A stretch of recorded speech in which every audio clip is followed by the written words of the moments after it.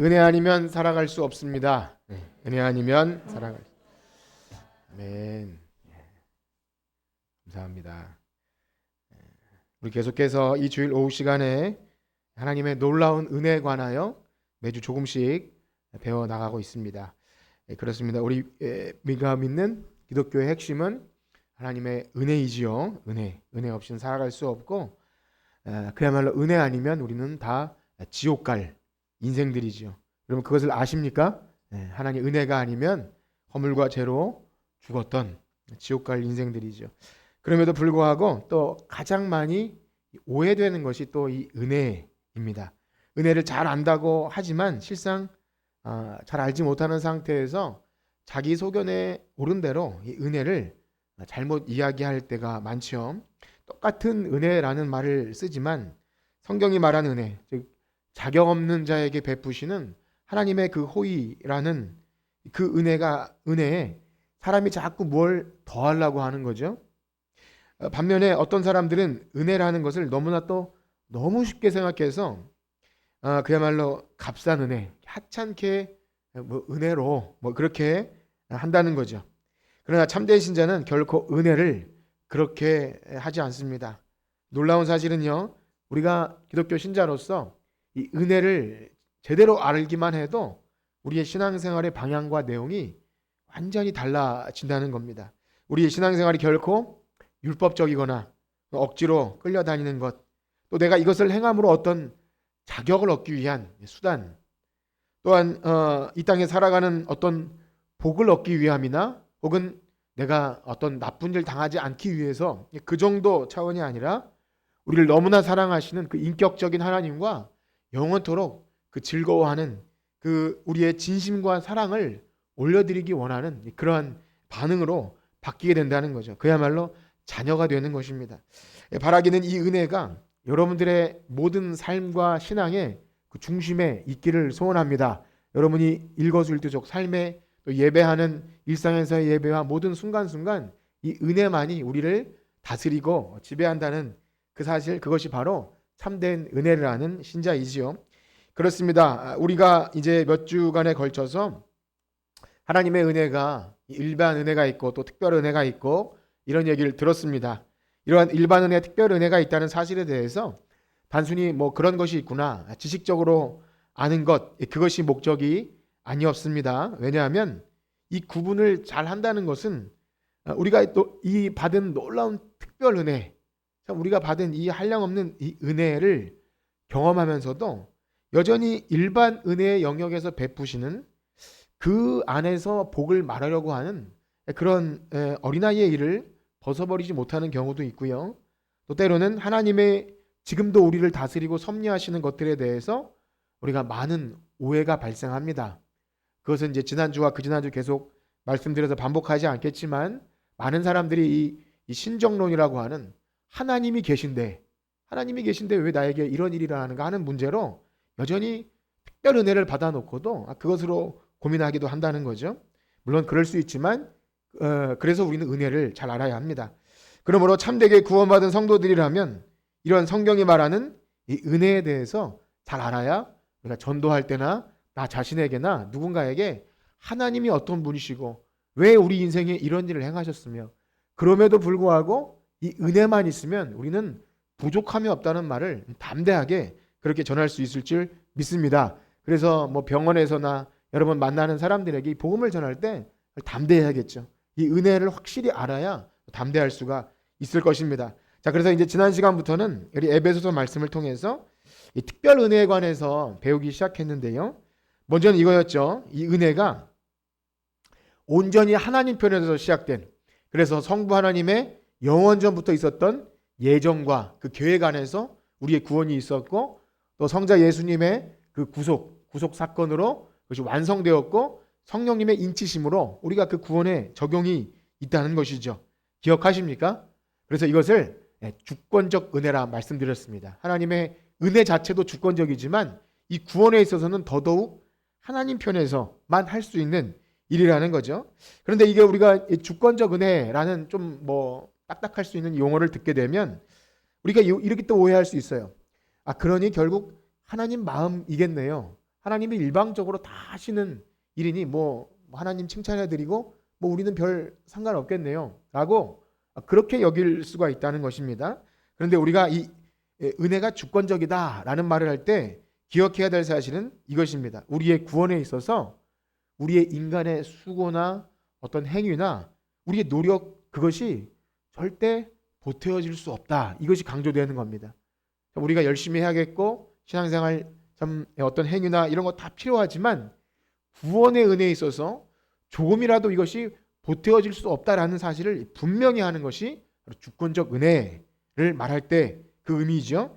그래서 역시 2장에서도 오늘 살펴보는 2장에서도 1장에 이어서 바울은요 같은 맥락에서 하나님의 주권적 은혜를 다시 한번 강조하는데 그 대표적인 말씀이 오늘 2장 8절에서 9절입니다. 우리 8절과 9절을 다시 한번 읽도록 하겠습니다. 다 같이 한번 8절과 9절 읽겠습니다. 시작. 너희는 너희에게서 난 것이 아니요 하나님의 선물이라. 행위에서 난 것이 아니니 이는 누구든지 자랑하지. 아멘. 너무 유명한 본문이죠. 혹시 이거 암송하시는 분 계실까요? 네. 이 정도는 암송하셔도 됩니다. 예. 너희는 그 은혜에 인하여 믿음으로 말미암아 구원을 받았으니 이것이 너희에게서 난 것이 아니요 하나님의 선물이라. 이는 누구든지 자랑하지 못하게 함이라.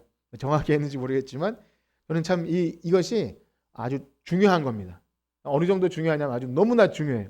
여러분들이 좀 요 정도는 외우셔도 좋습니다. 순간순간 말씀들이 너무 이 구원에 대해서 요 본문만 잘 알아도 참 우리가 여러 가지 걸려 넘어지는 일들 1장에서도 역시 마찬가지였어요. 1장에서도 하나님의 주권적 은혜 역시 여기도 보면요 은혜에 의하여 믿음으로 말미암아 너에게서 난 것이 아니니 자랑하지 못하게 하면 강조하는 게 뭐죠?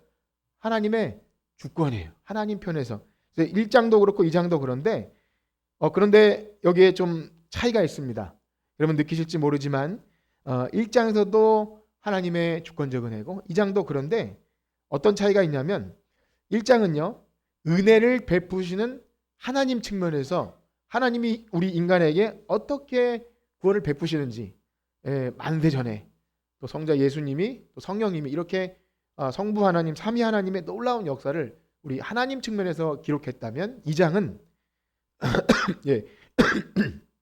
그 은혜를 받는 우리 사람 측면에서 우리가 어떻게 그것을 받게 되었을까 요거를 하는 내용이죠. 그렇게 보니까 말씀드린 그런 것 같으시죠. 예. 하나님 측면 2장은 우리 받는 은혜를 받는 측면. 그런데 역시 이것도 마찬가지예요. 하나님 측면에서 보나 인간 측면에서 보나 우리 인간의 어떤 행위가 구원의 보탬이 될 수 있다는 것입니까? 없다는 것입니까? 없다는 거예요. 1절 하나도 개입할 수 없는 거예요. 하나님 측면에서 보나 피조물인 우리 은혜를 받는 측면에서 보나 받을 만한 자격이 없어요. 여기 믿음도요. 우리가 전에 이제 칭의 벌써 좀 오래됐는데 의 배울 때 믿음으로 말미암는 의라고 해서 야, 저 사람 믿음 좋아. 믿음 대단해 라고 말할 수 있을지 몰라도 그 믿음도요. 수단이라 그랬죠. 수단. 예, 그 은혜를 받는 수단.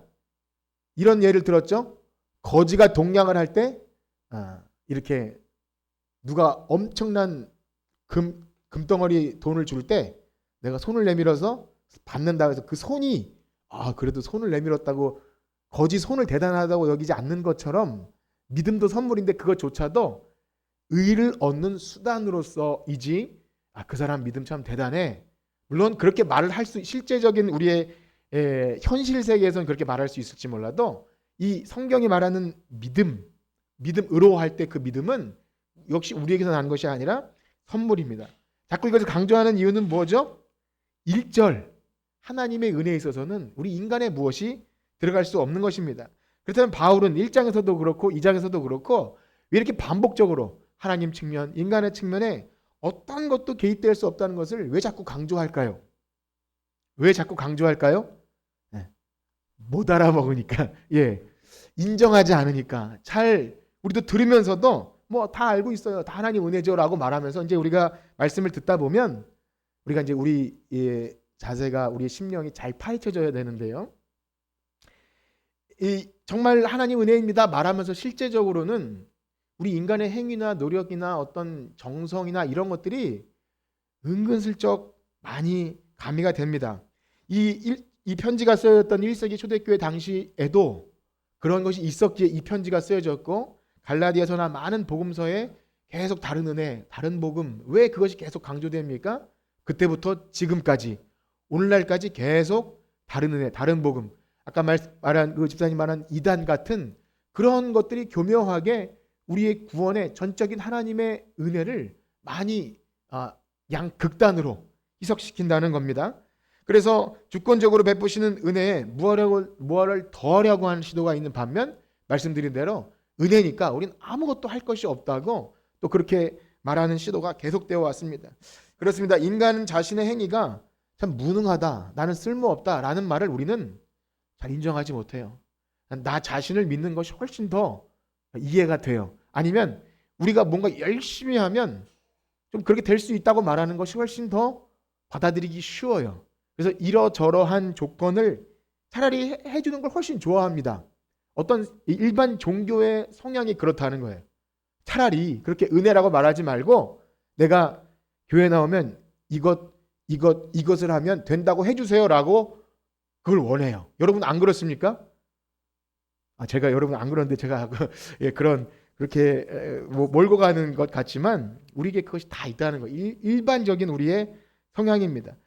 은혜로만으로 무언가 부족하다는 생각을 하게 됩니다. 그런데 그것은 특별한 이상한 생각이 아니에요. 여러분들 뭐 그런지 안 그런지 제가 막 일부러 끌어내는 게 아니라 저와 여러분 가운데 이것은 너무나 깊이 들어와 있어요. 교회 안에 들어와서 신자로 살면서 인간의 전통과 내가 해놓은 어떤 것들, 또 내가 그래도 하나님께 이러저러한 것들 낫지 않을까 하는 것들이 복음을 많이 가려야 돼요. 어릴 때부터 우리 주일학교 때부터 그래서 참 중요한 것이 기독교 가정에서 자란 것에 있어서 모태신앙이 너무 좋지만 하나님에 대해서 은혜 이렇게 생각하기보다 내가 그래도 기독교 가정 어릴 때부터 나는 우리 이제 하율이 그 입교 어릴 때부터 교회를 그래도 빠지지 않고 예 어떤 그래도 그런 것 뭔가 있어요.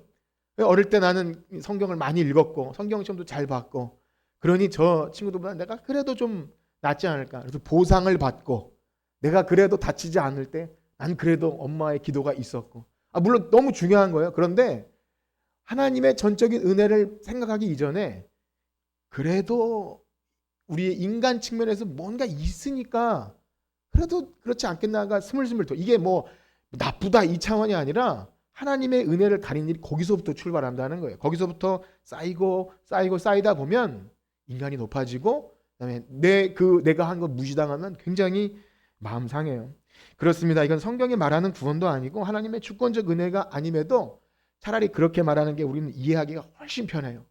여러분 이렇게 하십시오. 복 받을 것입니다가 훨씬 우리의 종교성을 자극하기 훨씬 더 좋아서 교회는 그렇게 합니다. 왜냐하면 자기의 구원을 자기가 어느 정도 그래도 통제할 수 있다는 생각을 가지면 자신감이 붙어요. 이렇게 했더니 기도 응답이 있고 이렇게 했더니 내가 참 신자 같고 그렇게 해서 되어지는 것 훨씬 매력이 있습니다. 누군가에 간증하기도 너무 좋잖아요.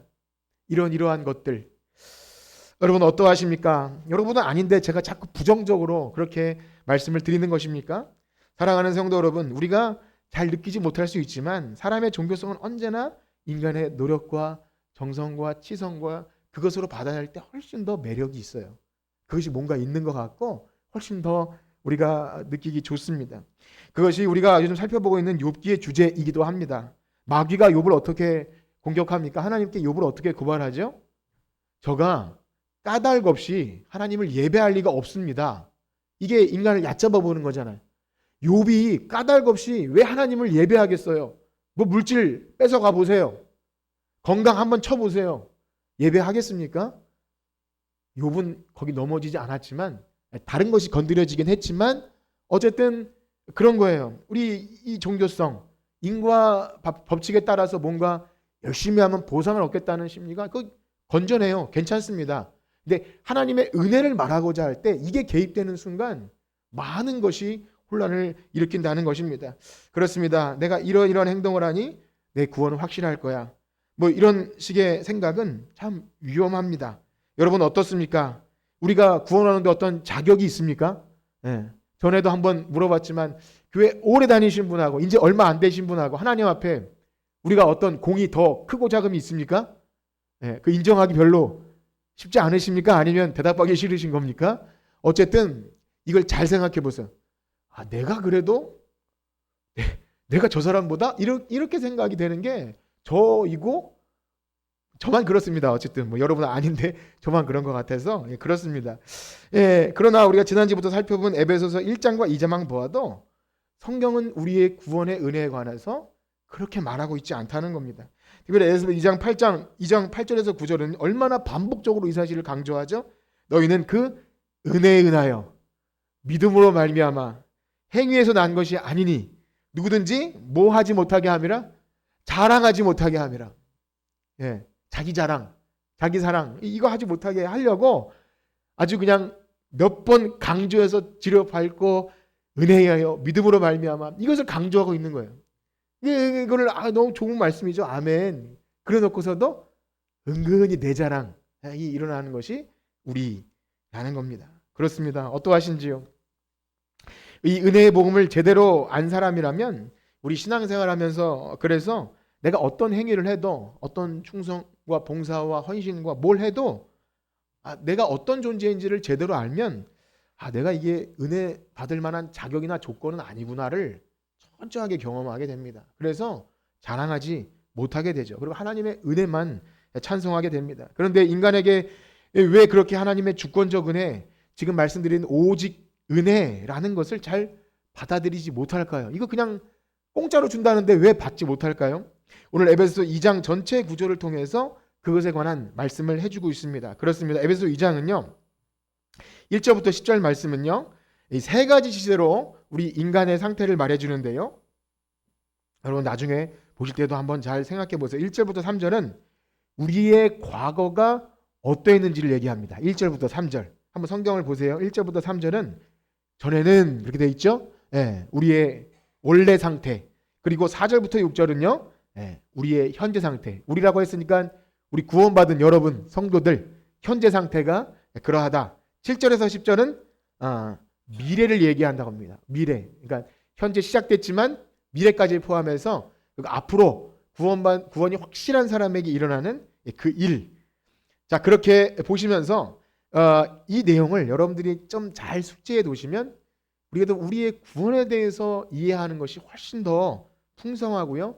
틀리지 않게 구원파 이단이나 혹은 어떤 다른 행위 구원이나 은혜주의자들이나 이렇게 빠지지 않을 수 있다는 겁니다.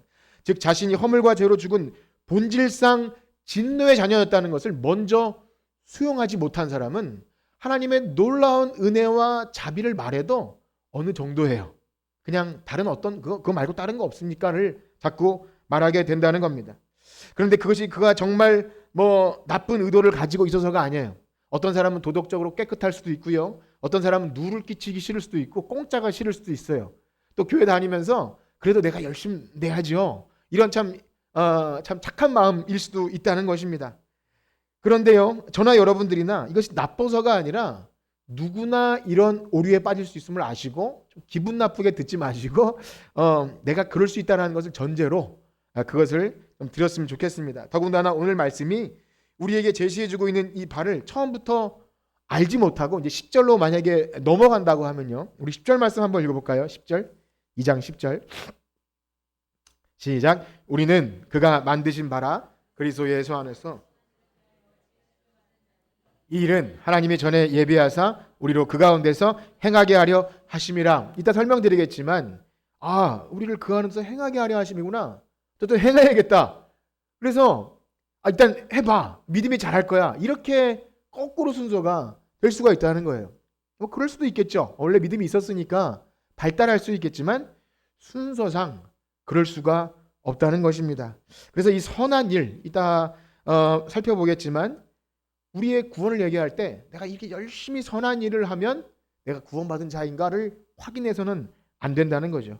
물론 이 땅의 지상교회 현실과 우리 목회의 현실 차원에서 어떤 한 성도가 참 착한 일을 하고 믿음 좋은 어떤 믿음의 진보를 보이면 칭찬하게 되고 또 격려해야죠. 그런 일이 없어서는 안 될 것입니다. 어느 면에서는 참 필요한 일이죠. 그래도 교회 나왔는데 좀 긍정적인 말로 위로하고 용기를 북돋아주고 잘했다고, 시험을 이기고 교회에 나오셨다고 이게 칭찬도 해주고, 아유 이렇게 어려운 참 물질 이런 헌신 이것들 칭찬해 줄 만한 일이지요. 이 각박한 세상을 살아가면서 교회 나와서 위로를 얻고 참 잘한다는 말 들어야지. 아무 공로 없습니다. 그렇게 해도 당신의 어떤 거 없습니다라고 말 들으면 서운하잖아요. 여러분 그렇죠? 서운하죠? 아닙니까?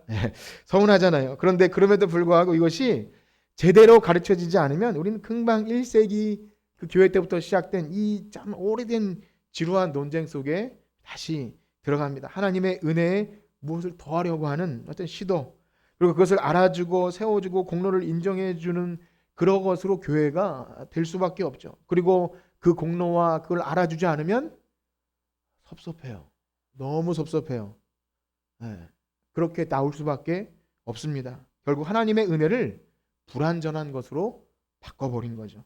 그리스도의 십자가의 온전한 가치를 내 어떤 것으로 끌어내리는 일이 날마다 우리에게 있다는 것입니다. 그렇습니다. 우리는 어떠한 상태였습니까? 우리 1절, 2장 1절을 한번 보겠습니다. 2장 1절 시작. 그는 허물과 죄로 죽었던 너희를 살리셨도다. 아멘.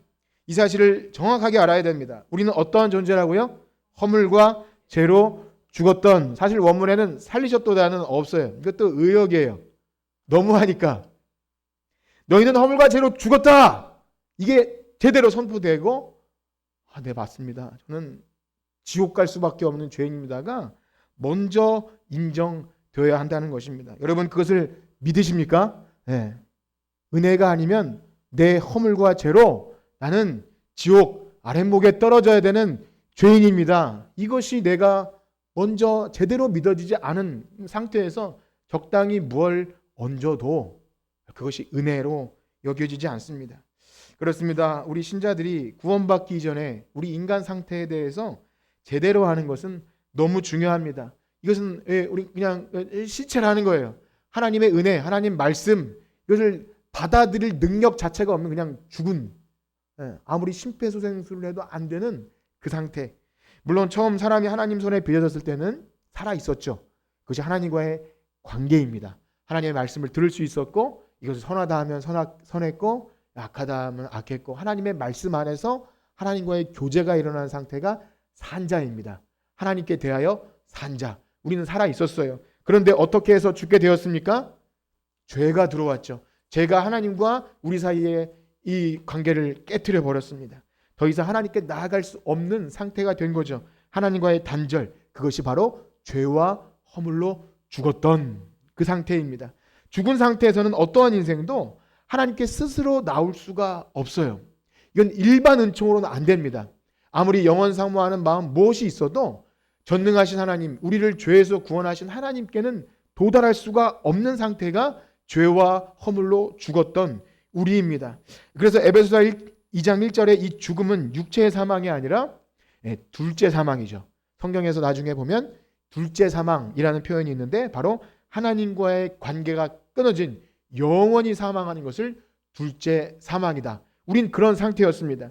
그럼에도 불구하고 이 사실을 모르는 사람들은 인간에게 어떤 희망을 보죠. 자기 자신을 믿죠. 태어날 때는 그래도 선하게 태어나지 않았을까? 그걸 유식한 말로 뭐라 그러죠? 성선설 뭐 그런 게 있어요. 그래도 아기는 가능성이 있지 않을까? 태어나서 세상에 악한 것 때문에 오염돼서 그렇지 잘 교육되면 좀 괜찮지 않을까 해서 사람을 긍정적으로 여기죠. 뭐 사람을 긍정적으로 여긴다는 것이 뭐 죄라고까지 말하기는 어렵지만 그것도 죄예요. 사람은 긍정적으로 봐야 합니까? 보지 말아야 합니까? 네. 사람을 긍정적으로 봐야 합니까? 보지 말아야 합니까? 네. 보지 말아야 합니다. 사람은 죄와 허물로 죽어 있는 상태입니다. 이것을 분명히 인식하셔야 됩니다. 좋은 말로 해주고 싶어도 우리가 할 수 있는 일이 아닙니다. 그렇습니다. 하나님의 일반 은혜가 아직까지 인간 양심에 남아있어서 이 세상이 유지될 뿐이지, 저는 가끔씩 뉴스를 보면서 인간이 너무나 잔인하다. 그 이스라엘이 팔레스타인 그 병원과 그 피난민촌을 공습했다는 뉴스를 봤는데 애들이 막 울고 있고 이제 그 상황을 보면서 인간이 어떻게 이렇게 참 잔인할 수 있을까? 너무하지 않습니까? 네. 네. 뭐 그들만 그렇겠습니까? 네. 네. 그래서 깨 있어서 감사합니다. 자, 그렇습니다. 예, 우리의 참상을 제대로 하셔야 돼요. 인간 구제불능. 예. 어느 정도 교육해서는 안 된다.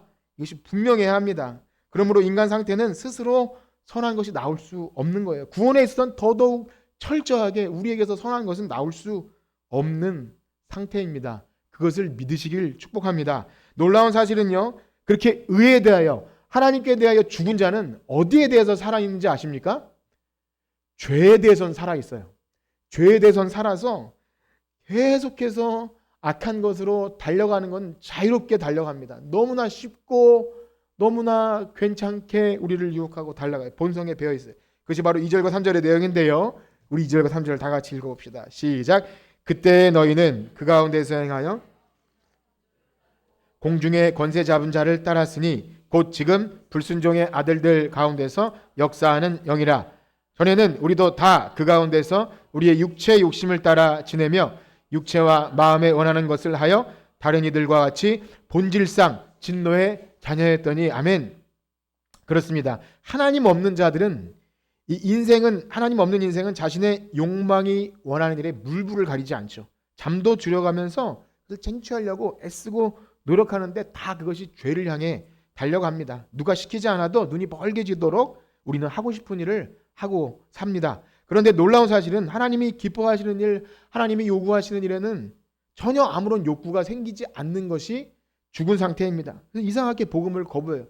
어떤 참 죽다 살아난 어떤 사건이 벌어져도 사실은 복음이 들어가긴 너무 어려워요. 그것은 너무나 신기한 사실입니다. 믿는 것도 신기하지만 아무리 좋은 말로 설득해도 죽어있는 자에게는 성령님의 불러 살리시는 역사가 아니면 절대 복음을 들을 수 없어요. 여러분, 그것도 믿으셔야 돼요. 내 힘이 아닙니다. 우리가 전할 때 하나님께서 하셔야 된다는 믿음이 있어야 돼요. 그래서 이 체계를 분명히 하셔야 돼요. 저건 죽어있구나. 저건 불쌍히 여기셔야 돼요. 왜 내가 이렇게 착한 말로 설득하고 해도 안 되지? 죽어있구나. 불쌍하다. 이렇게 여기셔야 합니다. 강팍한 마음, 복음, 하나님 말씀. 그래서 그 복음 앞에는 아무리 막 재미있게 하다가도 예배드리자 하면 싹 사그러지는 마음이 때때로 봐요. 뭐 놀러 가고 재밌는 거 먹고 소풍 가고 할 땐 제가 갖다가 예배드립시다. 그러면 싹 사그러들어요. 뭐 물론 우리에게 하는 말은 아닙니다. 예, 누군가를 초청하고 재미있게 맛있는 것 주고 하다가 하나님, 복음, 은혜, 거기에 반응하는 건 산자만 반응하는 거예요. 정말 놀라운 사실입니다. 그렇습니다. 그래서 이 지금 앞에서 2장 3절, 2절과 3절을 보면서 우리는 뭘 느꼈냐면 죽어있는 죄의 상태는 세상의 지배를 받는데요. 그 세 가지가 여기 등장합니다.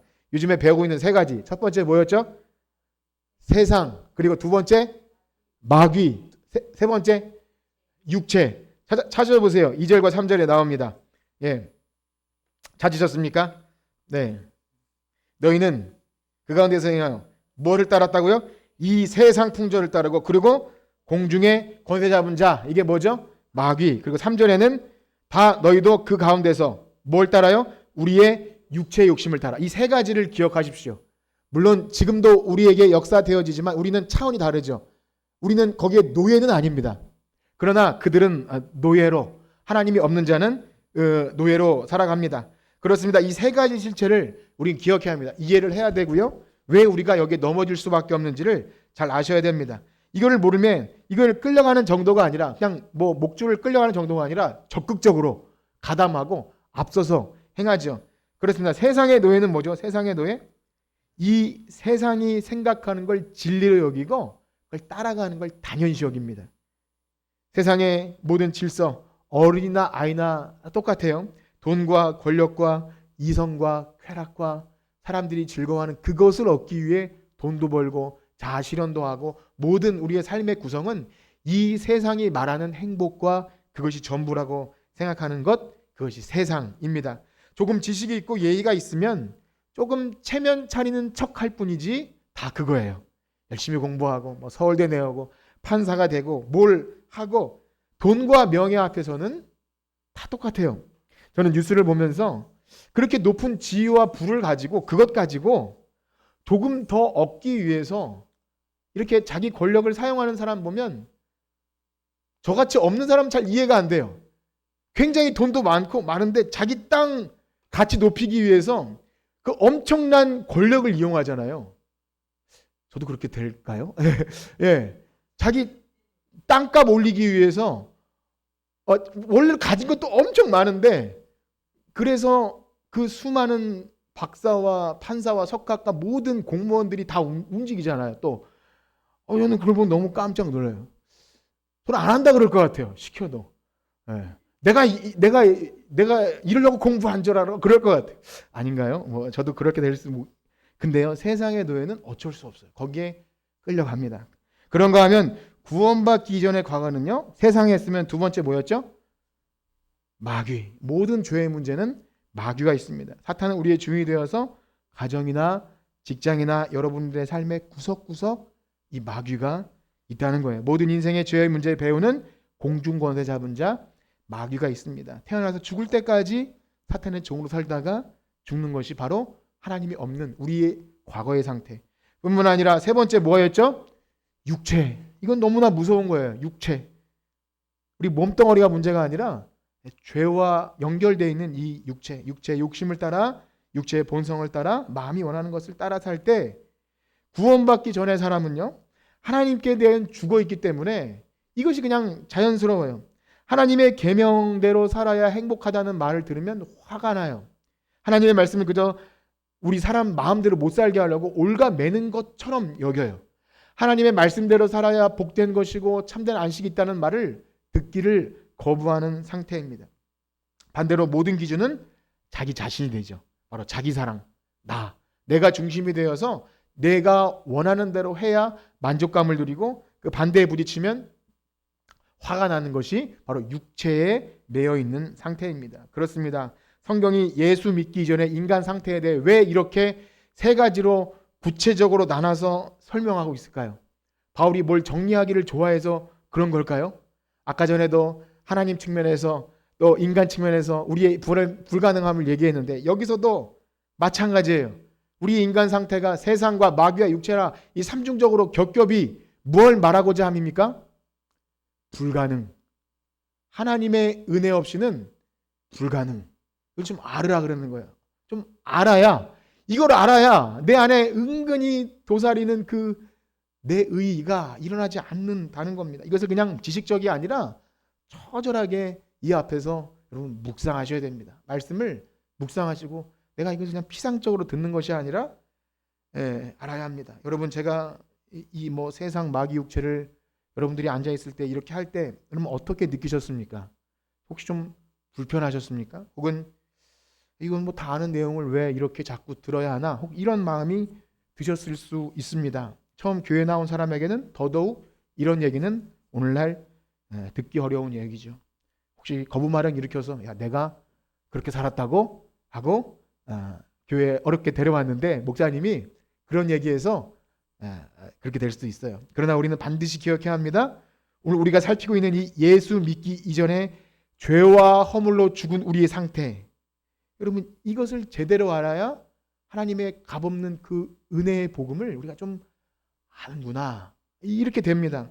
혹은 처음에 잘 몰랐지만 어느 정도 교회 다니고 난 후에야 충격을 충분히 완화시키고 난 후에야 여러분 사실 우리는 죄와 허물로 죽었던 사람이래요. 이렇게 돼서는 안 된다는 거예요. 누구든지 그가 초신자든지 오래된 신자인지 우리가 하나님의 은혜의 복음을 제대로 알기 위해서는 내가 어떤 존재인지를 제대로 알아야 된다는 거예요. 그런 은혜가 있기를 축복합니다. 물론 이 이야기를 처음 듣는 사람에게는 불편할 수 있을 거예요. 그러나 여러분 목사가 뭐라고 성도를 위한답시고 충격을 감소시키는 일은 제가 할 일이 아닌 거예요. 설교를 전하는 사람은 소리에 불과합니다. 그런데 그가 뭐라고 좀 뭔가 깎아내고 이렇게 좀 완화시켜서 부드럽게 잘하고 계십니다 라고 할 수 없는 거예요. 분명히 하나님은 천국과 지옥과 심판을 얘기하고 있는데 내가 뭐라고 그걸 깎습니까? 요즘에 교회에서 지옥 심판 얘기가 잘 설교되지 않는다고 많이 얘기합니다. 여러분들은 뭐 맨날 듣고 있기 때문에 아니라고 생각할지 몰라도 많은 신문과 신학 잡지와 뉴스와 한국교회를 진단하는 많은 글들을 저는 보지 않습니까? 오늘날 한국교회 강단에는 지옥과 심판이 설계되지 않습니다. 그 이유가 뭐죠? 교인들이 싫어한다는 거예요. 불편해요. 좋은 얘기, 좀 우리 사는데 심리적으로 안정된 얘기, 그런 얘기 들어야 은혜 받고 돌아간다는 거예요. 싫어한다는 거예요. 근데 그것은 무슨 일입니까? 하나님의 은혜를 거부한다는 거예요. 적당하게 하나님 은혜를 적당한 것으로 버무려서 거기에 만족하고자 원하는 세상과 마귀와 육체의 유혹에 교회도 휩쓸려 갈 수 있다는 사실입니다. 그러므로 사랑하는 성도 여러분, 이 말씀을 지루하게 듣지 않기를 축복합니다.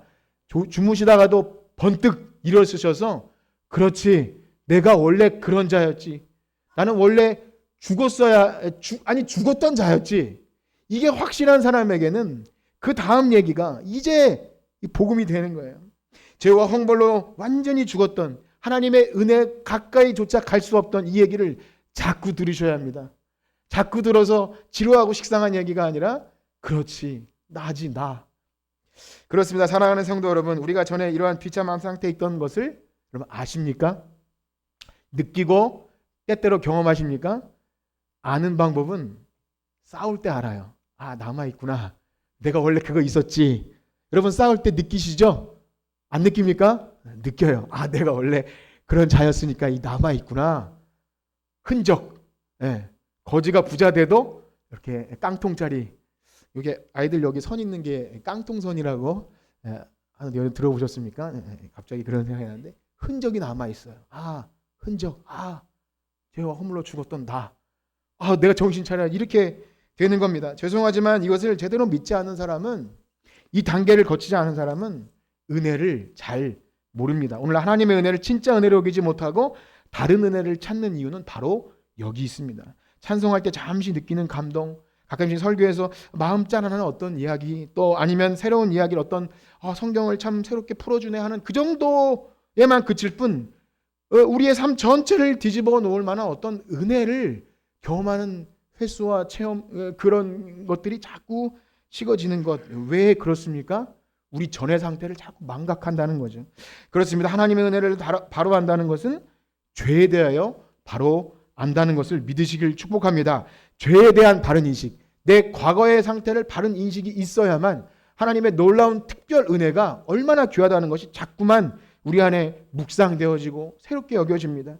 우리가 절대 헤어나올 수 없는 죄의 깊이를 알아야 우리가 누리는 복이 다른 어떤 은혜가 없어도 충분히 이 복이면 나는 충분합니다. 그런 고백이 있게 될 줄 믿습니다. 전에 죄의 노예로 상태는요, 이 반응할 수 없던 우리잖아요. 말씀에 순종할 수도 없었고 하나님을 향하여 마음을 열 수조차 없어요. 예배 시간에 앉아 있지만 예배에 있는 것 자체가 이거는 뭐 불가능한 일입니다. 도저히 견딜 수 없는 것이 하나님, 예배, 복음, 은혜, 이건 들을 수가 없는 얘기예요. 그랬던 우리라는 거예요. 여러분 옆에 있는 사람 한번 칭찬해 줍시다. 잘 버티고 계십니다. 예, 칭찬해 주세요. 예. 혹시 뛰쳐나고 싶으신 분은 안 계시잖아요. 이게 얼마나 감사한 일인지 몰라요. 죄, 사망, 진노 이런 얘기 들어도 그래도 여러분 견디고 계시잖아요. 그렇습니다. 이거 어떻게 가능하게 됐죠? 은혜로만 가능하게 된 거예요. 우리가 예배 자리에서 은혜가 있기 때문에 앉아 있는 거예요. 그러니 에베소 2장 3절 4절의 그 반전 한번 기억하십시오. 우리 3절에서부터 7절까지를 한번 쭉 읽겠는데요. 3절과 4절 사이에는 엄청난 반전이 있습니다. 3절부터 한번 읽어볼까요? 시작. 전에는 우리도 육체의 마음에 원하는 것을 다른 이들과 같이 본질상, 여기 2장 4절 앞에 사실은 생략된 게 있습니다. 뭐가 있을까요? 예, 제가 전에 설명드린 적인데 가로치고 그러나를 한번 더 보세요. 그러나 넣고 읽어봅시다. 시작. 그러나 긍휼이 풍성하신 하나님 그 큰 사랑을 인하여 허물로 죽은 우리를 그리스도와 함께 살리셨고 너희는 은혜로 구원을 받은 것이라. 또 함께 일으키사 그리스도 예수 안에서 이는 그리스도 예수 안에서 우리에게 자비하심으로 그 은혜의 지극히 풍성함을 오는 여러 세대에 나타내려 하심이라. 아멘. 우리 한글 성경에 생략되어 있지만 여기 그러나는요. 1절부터 3절. 죄와 허물로 죽었던 우리들 그 처참한 상태에서 그러나 완전한 이 우주적인 반전이죠. 그러나 긍휼이 풍성하신 하나님께서 그 크신 사랑을 인하여 우리를 허물과 죄에서 살리셨도다. 아멘. 여러분 믿으십니까? 이것이 엄청난, 근데 거기 안에 그리스도와 함께 살리시고 함께 일으키시고 함께 하늘에 앉히시고 영원한 상속자로서의 복도 함께 해주셨어요. 이 엄청난 대반전이죠. 그리고 이것을 사실을 근거로 오늘 본문 8장과 9절에 이것이 오직 은혜였음을 강조하죠. 우리 8절과 9절을 이어 읽어보겠습니다. 시작. 너희는 그 은혜에 의하여 믿음으로 말미암아 구원을 받았으니 이것은 너희에게서 난 것이 아니요 하나님의 선물이라. 행위에서 난 것이 아니니 이는 누구든지 자랑하지 못하게. 아멘. 본문상에선 오직이라는 단어는 들어있지 않지만 읽으면 읽을수록 오직이 어디 들어가야 할 것 같지 않습니까? 은혜에 의하여 믿음으로 말미암아 너희에게서 난 것이 아니요. 계속 그래서 한마디로 하면 오직 은혜라는 거야. 다른 것이 개입될 수가 없다. 아마 여러분 기억력이 좋으신 분이라면 제가 에베소서 본문을 가지고 이런 비슷한 얘기를 했던 것을 기억하시는 분도 있을 것입니다. 그런데요, 여기 뭐 그러나가 들어가고 이런 지식적인 안보다 여러분의 정말 이 복음이 삶 전체를 다 뒤흔들어 놓을 만큼 정말 충격의 대반전의 기쁨의 소식이 되십니까? 제가 주일학교 아이들에게도 복음에 감사하는 삶을 살아요. 이렇게 설교를 하는데 복음이 뭐예요? 오늘 뭐 여러 가지 얘기를 하던데 뭐 다 알겠죠. 그런데 아니, 여러분들에게 누가 그래서 복음을 전하는데 복음이 뭡니까? 예, 물어볼 때 우리는 어떻게 말할 수 있고 그걸 전할 때 뭐 이런 거래요 라는 수준입니까? 아니면 그거 알고 싶어? 내가 말해줄게 하면서 좀 뜸을 들이고 뭐 그렇게 좀 설레는 마음이 좀 있으십니까? 어떠십니까? 예, 전도 많이 하라는 얘기가 아니에요. 우리 안에 이 복음이 얼마나 작동하고 있는지가 은혜를 아는지 모르는지 분명한 우리의 차이를 말해줍니다. 그렇습니다. 여러분 안에 이 복음, 하나님의 은혜 이런 단어를 떠올릴 때 혹 오래 다녔을 때 이것이 다른 얘기로 여겨지십니까? 여전히 여러분들의 마음을 좀 짠하고 흔들고 그렇지 난 그런 자였지 이것이 느껴지십니까?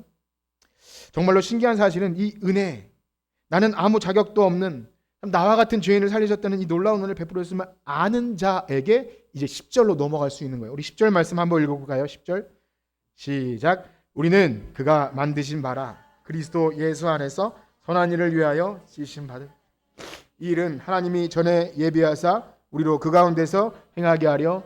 아멘. 그렇습니다. 바로 우리의 모든 신앙 행위의 근거는 바로 앞에 모든 내용이 된다는 거예요. 전에는 그러나 이제는 그래서 앞으로 우리는 그리스도와 함께 우리 어떻게 하시겠다. 이 한량없는 은혜를 주체할 수 없어서 받은 은혜가 너무 감사해서 나와 같은 죄인을 살려주신 은혜 때문에 날마다 은혜의 보좌 앞으로 나아가게 되는 거죠. 그래서 예배하고 헌신합니다. 바로 우리를 부르신 창조의 목적대로 살아갑니다. 여러분 우리를 지으신 목적이 무엇이죠? 네. 그 은혜의 영광을 찬송하는 거죠. 우리 한번 돌아가 볼까요? 에베소서 1장 3절에서 6절을 한번 쭉 같이 읽어봅시다. 찬송하리로다부터 3절에서 6절입니다. 시작.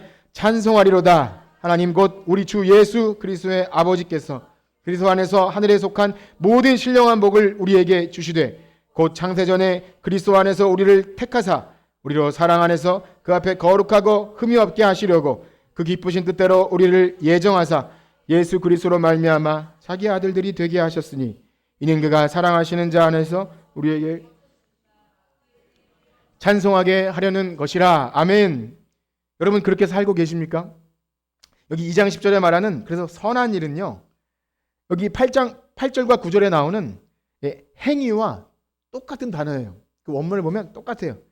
그래서 8절과 9절에서는 너희 행위에서 난 것이 아니니 할 때 그 행위가 10절에서는 이 선한 일을 위하여 창조되었다 할 때 이 일과 똑같아요. 그런데 완전히 달라졌죠. 우리의 구원을 위해서 우리의 행위는 들어가지 않는다고 말할 때 그 행위와 이제 하나님의 그 놀라운 사랑을 제대로 알고 합당한 반응하는 자의 선한 일은 완전히 다르다는 거예요. 이제 하나님이 완전히 새롭게 해주신 그 피조물로서 선하시고 기뻐하시고 온전하신 뜻이 무엇인지를 알아서 그렇게 우리의 삶을 하나님이 기뻐하시는 산제사로 드릴 수 있는 산자, 여러분 그런 산자인 줄 믿습니다. 그래서 이 은혜, 이 합당한 은혜는 합당한 반응이 있습니다. 우리에게 구원을 주시는 이 은혜에 있어서 당연히 무엇도 보탤 수 없는, 어떤 행위도 보탤 수 없지만 이제 그 은혜를 합당하게 경험한 자는 이제 그것을 삶에서 드러납니다. 그래서 여러분 이 8절의 행위와 9절의 이 선한 일을 잘 구분하셔야 됩니다. 이것을 모르는 상태에서 어줍지 않게 어떤 행위를 더할 때 굉장히 신앙생활에 큰 어려움을 겪게 되고요. 참 혼란에 빠지기도 합니다. 그렇습니다. 이 차이를 모른 채로 자꾸 행위를 더하는 게 뭐죠? 이게 바로 행위 구원이에요. 가톨릭이나 아니면 그 행위 구원 관련해서 뭐 다른 교단이나 그런 걸 얘기하면 좀 그렇지만 그것이 있어요. 반대로 이 은혜를 말하면서 그러면 이제 우리가 뭐 아무것도 할 것이 없지 않냐, 회개도 할 필요 없지 않냐, 이게 뭐 극단적 뭐 칼빈주의라고도 하고요, 은혜주의라고, 어쨌든 그렇습니다. 양극단이에요. 이 은혜를 모르면 양극단으로 빠지게 됩니다. 그렇습니다. 우리의 모든 신앙생활에 이 은혜가 지배하고 있는지, 이 은혜가 나를 살아가고 있는지를 늘 확인하기를 축복합니다. 혹 여러분 가운데 처음에 안 그랬는데 은혜를 망각하게 될 때 나의 행위가 공로처럼 나타나죠.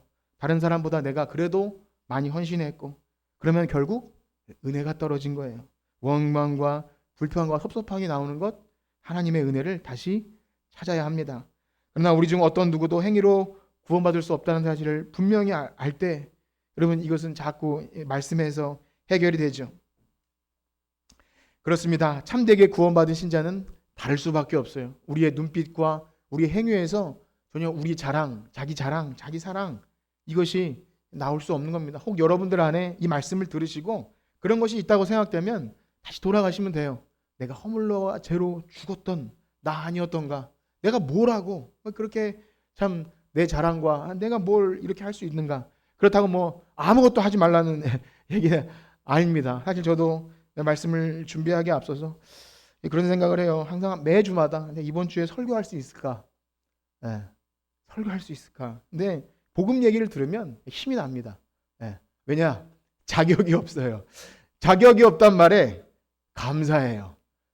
네, 하나님이 자격을 요구하시면 할 수 없어요. 그렇기 때문에 오늘 말씀을 마치면서 바라기는 우리 교회가 이 은혜가 충만하기를 축복합니다. 다른 어떤 은혜가 아니라 하나님의 우리에게 베푸시는 이 한량없는 값없는 은혜 때문에 다른 어떤 은혜를 구하지 않아도, 좀 섭섭해도, 또 나를 알아주지 않아도 그것 때문에 좌절하거나 시험에 빠지거나 낙심하지 말고, 또 내가 잘하는 것에서 칭찬 들어도 그걸 너무 교만하지 말고, 이 안에서 우리가 연약하고 실수가 많다 할지라도 우리를 온전히 이루실 하나님을 기대하며 서로 계속 나아가는 우리 교회가 되기를 주님의 이름으로 축복합니다. 우리 은혜 아니면 살아갈 수 없네 함께 찬송하시고 기도하고 예배를 마치겠습니다.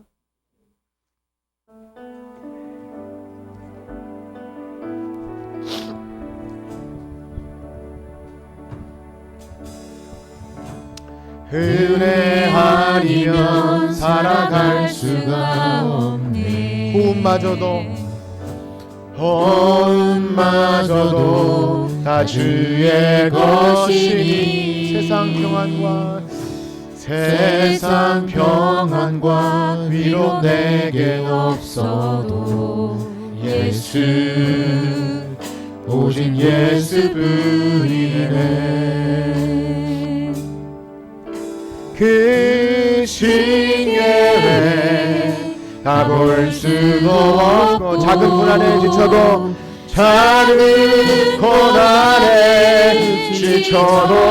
주께 묶인 나의 모든 삶, 주께 묶인 나의 모든 삶, 버티고 견디게 하시네. 다 볼 수도 없고 그 신계획 다 볼 수도 없고, 작은 고난에 지쳐도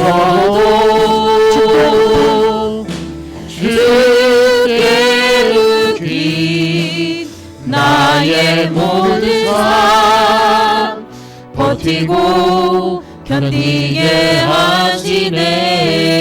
은혜 아니면 살아갈 수가 없네. 은혜 아니면 살아갈 수가 없네. 나의 모든 것 다 줄게 맡기니 참된 평안과 위로 내게 주신 주 예수, 오직 예수뿐이네. 아멘. 들으신 말씀 기억하며 기도합니다. 우리의 원래 상태를 다시 한번 기억합니다. 과거에 우리의 허물과 죄로 죽었던 그 아무런 자격 없는 우리의 모습을 망각할 때 우리는 하나님의 은혜가 아닌 다른 은혜를 구할 수밖에 없고, 하나님의 주시는 그 생명수가 아니라 터진 우물에 가서 그것에 무엇을 줄 줄 알고 거기를 기웃기울 수밖에 없는 우리의 처절함입니다. 또한 내가 뭐 좀 했다고 하나님의 은혜를 가리는 내 행위와 공로를 앞세우는 것이 우리의 연약함입니다. 하나님, 우리를 불쌍히 여겨주시고 우리를 그 은혜로만 살아가게 하여 주시옵소서. 그 은혜가 없으면 우리는 살아갈 수 없습니다. 하나님, 그 은혜를 분명히 깨닫고 그 은혜의 영광만 찬송하는, 하나님의 선한 일을 위해 부름받은 그 하나님의 선한 일을 행하는 우리 모두가 되게 하여 주시옵소서. 우리 주의 이름 한번 크게 부르짖고 기도합니다. 주여! 하나님, 우리에게 은혜 주심을 감사합니다. 주님의 한량없는 은혜, 갚을 수 없는 은혜, 우리가 입으로는 그 은혜를 말하면서도 그 은혜로 충분하지 못한 것처럼 하나님, 얻지 못할 곳에서 하나님 샘물을 구하고 터진 웅덩이에서 무언가를 찾으려고 했습니다. 우리에게 참된 안식과 위로 되실 분은 오직 예수 그리스도, 하나님 그리스도를 얻는 것, 내 안에 생명 되신 예수 그리스도, 그 안에서 참 생명을 발견하게 하여 주시옵소서. 오늘도 그 은혜를 다시 한번 깨닫습니다. 허물과 죄로 죽었던 우리를, 하나님 아무런 소망도 없던 우리를, 하나님 그때 본질상 진노의 자녀였던 세상과 마귀와 육체의 욕심을 따라서 지옥 갈 수밖에 없는 우리들을 하나님의 심판에서 면제해 주셨고, 이제 하나님의 은혜의 성도로 살아가게 하셨는데 우리가 뭐라고 내 의가 살아납니까? 하나님 용서하여 주시옵소서. 다시금 우리 자신을 깨닫습니다. 다시금 십자가 앞에 우리의 삶을 내려놓습니다. 하나님, 그 은혜를 분명히 알고 하나님 은혜에 합당한 반응을 보이게 하여 주시옵소서. 하나님, 내 행위를 자랑하는 반응이 아니라 너희를 부르신 그 부르심의 소망에 따라서 하나님의 거룩한 일을 부르심에 합당한 반응이 우리 안에 있게 하여 주시옵소서. 하나님, 간절히 원하옵고 소원하오나니 우리 교회가 그 은혜가 흘러넘치게 하여 주시옵소서. 그 은혜만 주장하여 주시옵소서. 하나님 감사합니다. 우리 안에 거하여 주시고 주님만 영광 받아 주시옵소서. 아멘. 이제는 우리 주 예수 그리스도의 은혜와 하나님의 무한하신 사랑하심과 성령님의 감화 감동, 위로 교통하심이 오늘 일방적으로 주권적으로 베푸시는 그 한량없는 은혜를 바로 알아서 그 은혜에 합당한 반응으로 주님을 위해 선한 일을 행하기 위해 작정하는 성천교회 성도들 머리머리 위에 이제로부터 영원토록 함께 있을지어다. 아멘.